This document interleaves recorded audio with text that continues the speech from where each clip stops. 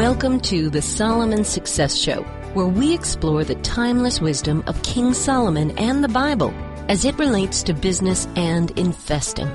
False prophets and get-rich-quick schemes are everywhere. Let's not be distracted by these. Instead, let's go to the source, the eternal principles that create a life of peace, power, and prosperity. Here's our host, Jason Hartman.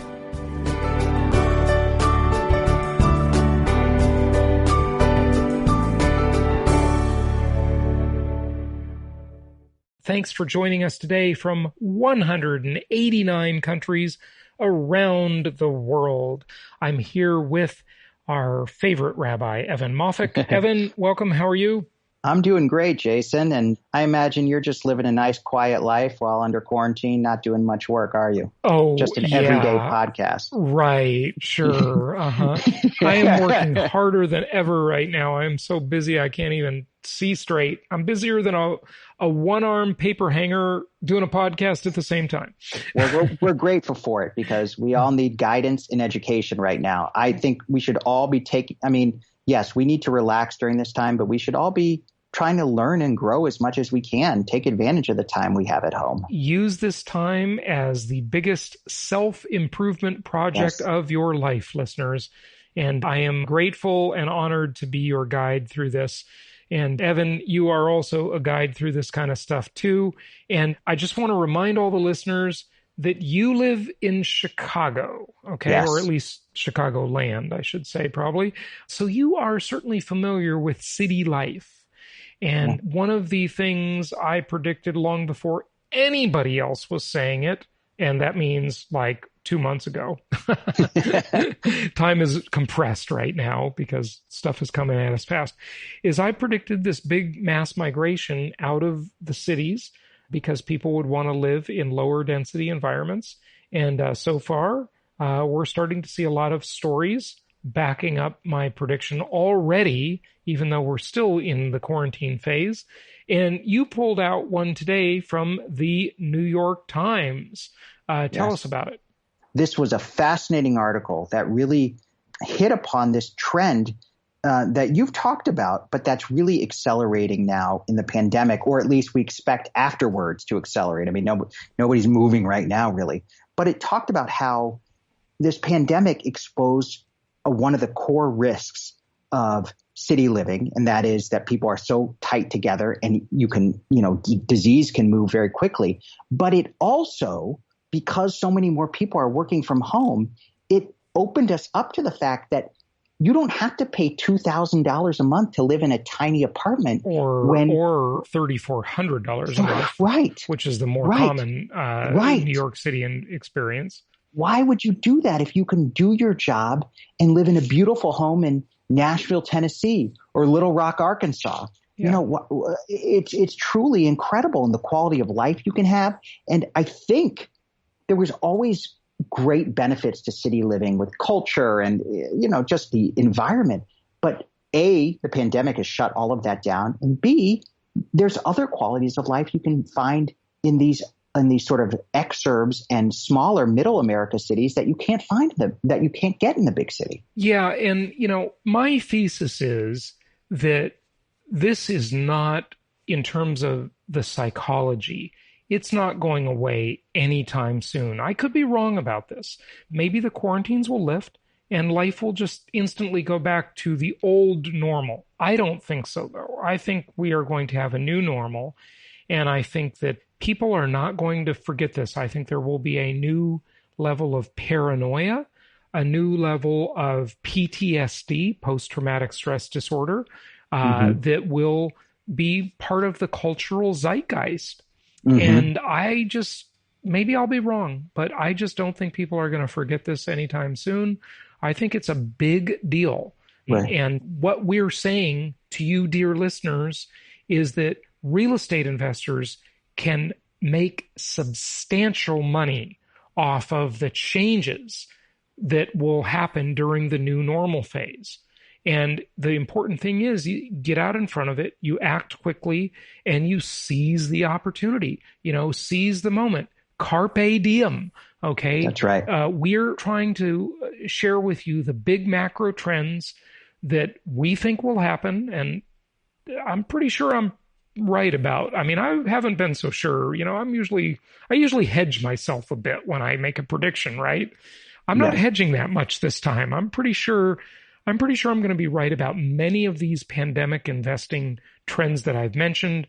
And by the way, if you want to see an early presentation that will be updated very soon, go to pandemicinvesting.com, grab hold of a free audio download, a free video, and a free ebook on this topic. But, we're going to enrich that site quite a bit very soon. Stuff is changing so quickly. Well, one of the reasons you're probably right is that it's a pre-existing trend.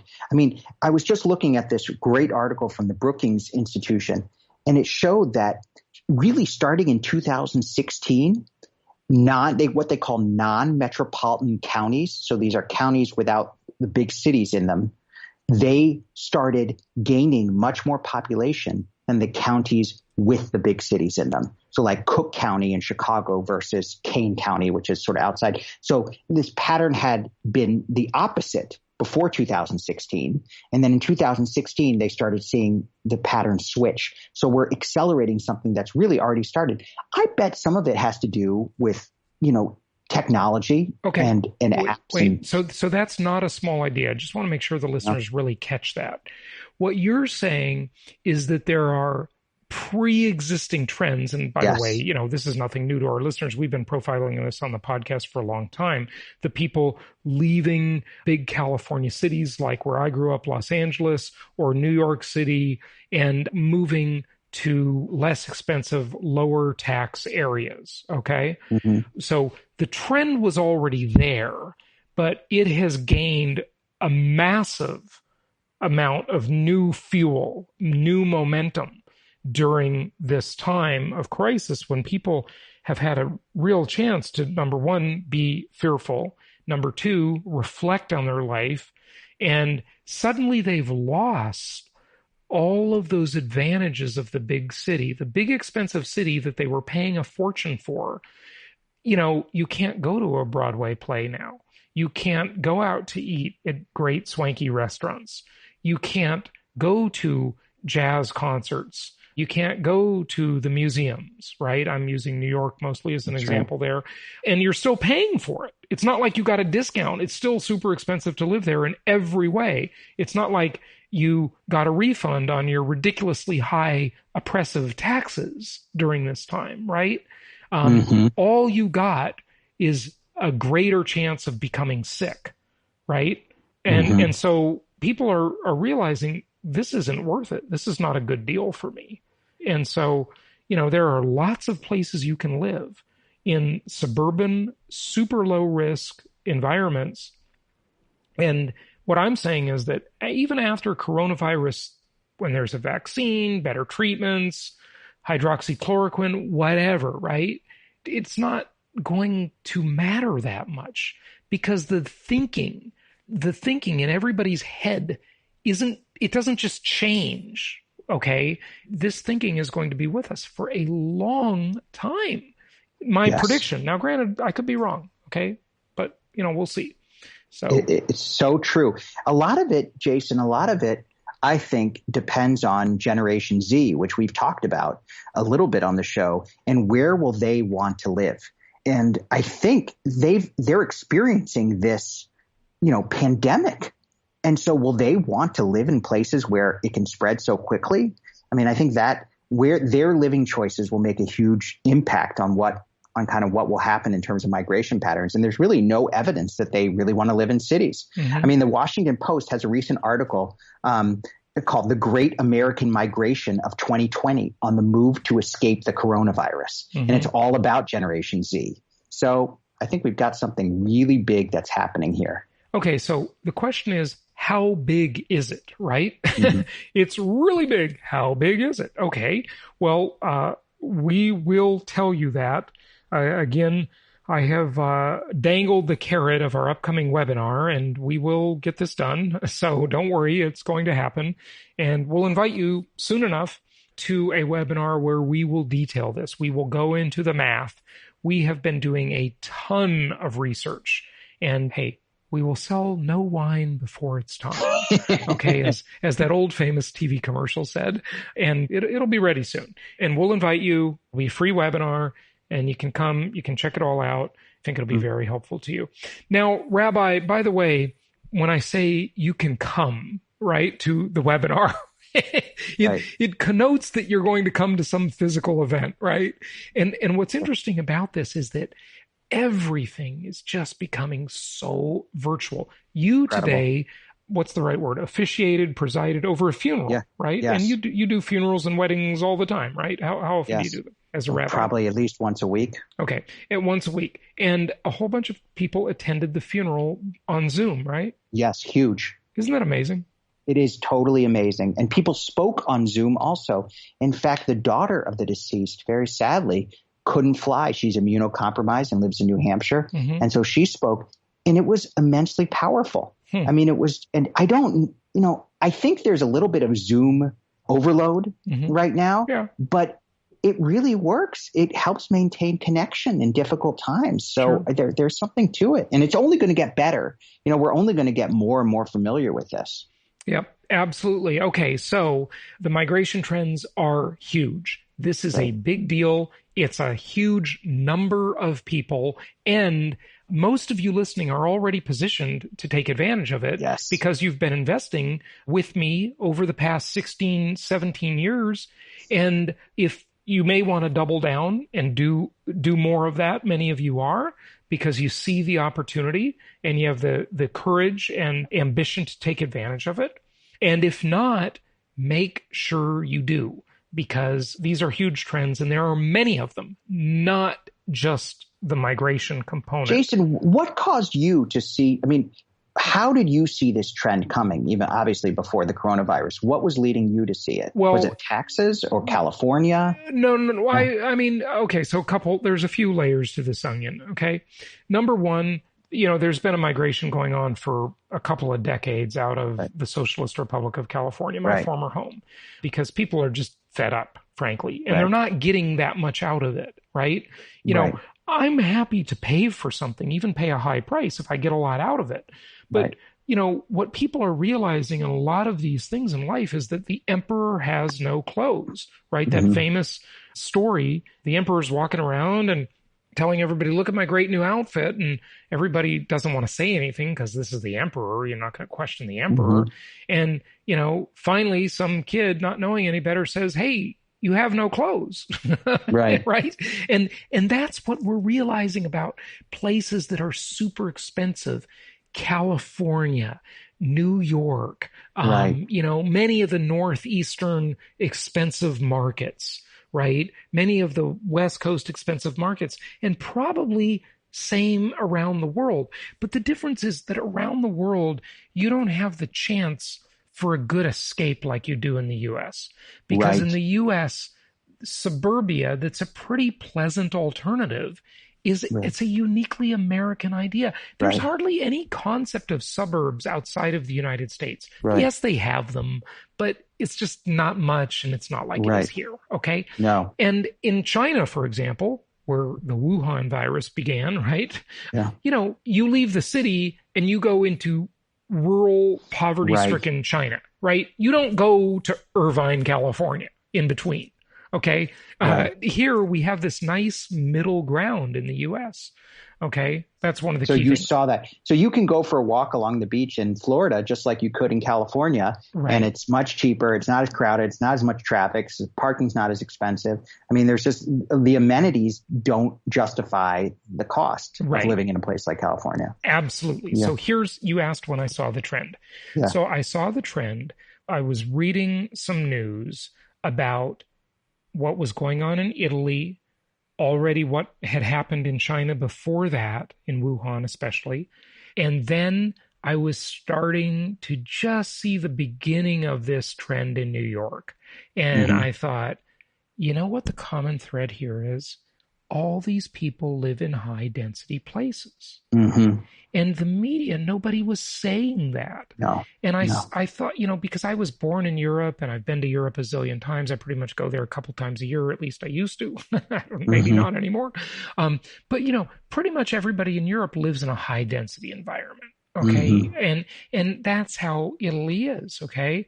And so I thought that's the common thread. Everybody's thinking, well, it's because, the age of the population and the ability of the medical care and the this and the that. And when the government started doing the lockdowns. Okay, fine. That's all. Those are elements for sure. But the one common thread all of these places had is high density environment. Okay. Right.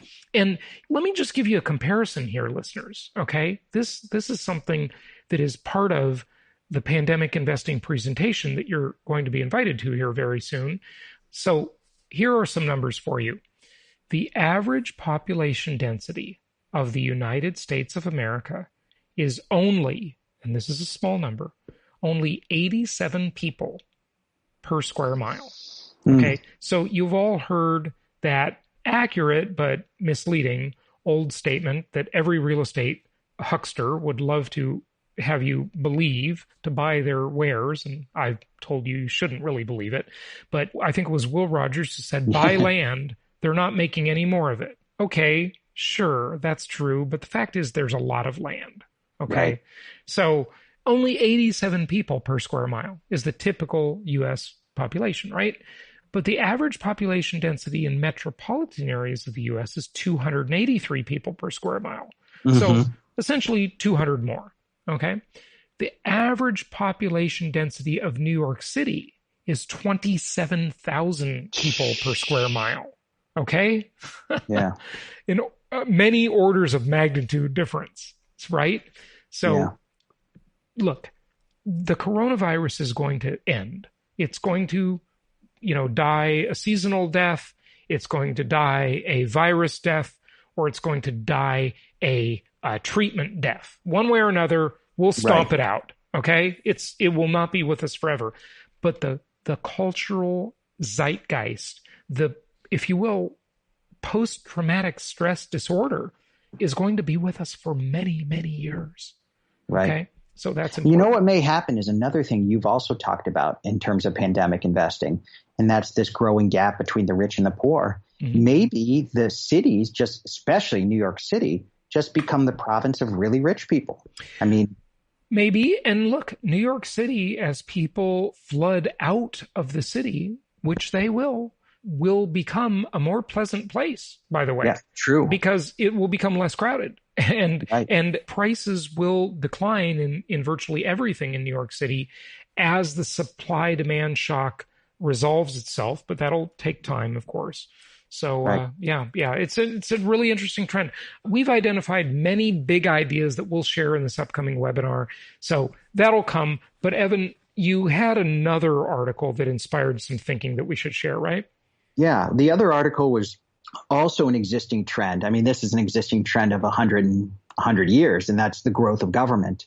And this is, we've just seen almost a $2 trillion rescue package from Congress in response to the shutdown, and about $4 trillion with a T from the Federal Reserve in total. And so during times of crisis, government expands. Think of the Great Depression and all of the kind of progressive government we have now. Think of the 1960s and urban riots and civil unrest and the creation of Medicare and so forth. So times of crisis expand the size of government tremendously. And this is now bipartisan. This is Republican and Democrat. Yeah. So that trend is something that it's always been a trend, but it ebbs and flows, and now it's flowing again. And I think as real estate investors, this is probably good for us. It's good in a couple of ways. Ultimately inflation, but ultimately housing assistance is here to stay. Oh, yeah. So what do you think about that, Jason? I think you're absolutely right. I think government is going to get much larger, much more intrusive, much more Orwellian. And I think whether you like it or not, we are going to see expansion of the Section 8 program or a whole nother program for housing assistance. We are going to see a big push toward universal basic income. We're going to see, a lot of you really liked the show I did with Mike Norman, who I thought was, a little bit wacky, but he talked about MMT, or modern monetary theory, that a lot of the millennials like. And, really it's kind of a fantasy, but not completely. But whatever you think of it, we're moving toward it. Okay. It's just getting bigger and bigger. And whether you like it or not. Is he the one that hung up on you? Yeah, he's the one that hung up, but I got him back on the phone and we did a good interview. But then the next day, I sent him one of the listener questions or tweets or something. And he said, this is why I shouldn't do interviews. And I don't know. He's really, but interestingly, Naresh is friends with him on Facebook. And he sent me a screenshot of Mike Norman's post. And Mike Norman lives in New York City. And this was several weeks ago. And he said, I'm getting out. After this is over, I'm leaving. This is just not worth it. So even Mike Norman specifically, right? That was weird. And whether you like it or not, the rise of socialism. Okay. Yeah. This is just the way it's going, folks. And look, we can debate all day about whether it's good or bad. I don't think it's good, but I think you can make money off it. And remember, I'm a practical investor. I just say align your interest with the most powerful forces the world has ever known, governments and central banks, and especially the U.S. government and the U.S. central bank, the Fed, the Federal Reserve. And that's what we're here to help you do. Yeah, that's right. So Bernie Sanders wins even though he loses. Yep, it doesn't matter. You don't need Bernie Sanders. Donald Trump will implement a lot of Sanders type policies. Yeah. So true. Yeah. So true. Well, I think this is why we listen to the show, Jason, is these bigger trends help us understand why income property works. This works because we buy in these markets that people are moving to and that are low density. And we position ourselves to benefit from socialism, even if we don't like it, even if we're philosophically opposed. You said, align yourself with the powers that be. Yep. And this is what we're doing. Absolutely. Absolutely. Good point. And listen, you can find the type of properties which haven't changed at jasonhartman.com/properties. And they're the same properties before the pandemic as they are after the pandemic. A little more inventory right now. So you have a little more housing choice in your investments, which is nice. And take advantage of what's going on. And this is a tidal wave. It's a tsunami. You want to catch it and get up on your surfboard and ride it to prosperity, because this is going to be very, very good for our listeners. There are 6 major groups of people who are going to migrate. And it's not just those urban dwellers that we mentioned. There are 5 other groups, and I'm trying to think there might even be more than I thought of, but that's what we'll be talking about on upcoming episodes and in the webinar, of course. So jasonhartman.com for more, or you can always call us 1-800-HARTMAN. And Evan, anything else before you go? Any other comments or questions or things clients are saying to you, investors, anything like that? No, I think clients that I've talked to are just happy with what's going on with the education they're getting, and that you're our guide. This is, we talk about, we need guides to understand what's going on. And we hear so much competing news in the media. So many things have become divisive politically. And I think what we learn on this show, and what we learn just constantly by reading and talking through, is what are the deeper trends? How do we respond to this in a thoughtful way, and also with time, with the perspective of time? We are in the midst, as you've said, April's the worst month.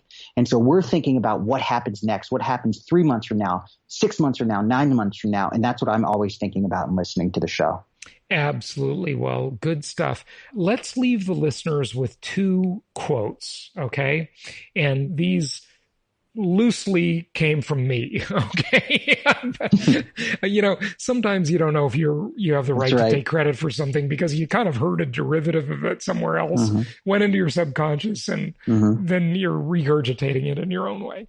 So one is more positive than the other. Okay.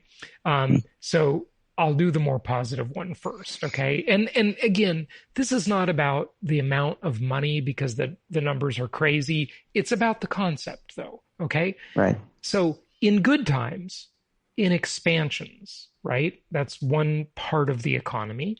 And the other part is the recessionary or depressionary part, okay? So with those two parts, here's the quote, okay? Expansions make millionaires. Recessions and depressions make billionaires, right? And look, the world's first billionaire, J. Paul Getty, became a billionaire by buying oil companies during the Great Depression in the 30s, okay? And that's how he became the world's first billionaire, okay? Now, the other thought is this one, okay? It's a little more maybe down to earth, right? But here it is. In a recession or depression, the person who wins is the person who loses the least. Yes. Okay? In a recession or a depression, the person who wins is the person who loses the least. In other words, economics, like I've always said, is relative, right? So if you just tread water while everyone else is losing their shirt, right? You're ahead. That's right. Okay? So at least do that. But that's right. We think you can do a heck of a lot better and move way to the upside with our plan. So until tomorrow, happy investing, everyone. Stay well, be careful out there, and keep your chin up because opportunities are all around us and we will help guide you to them. Evan, thanks so much for joining us today. Thanks, Jason. Thanks for having me.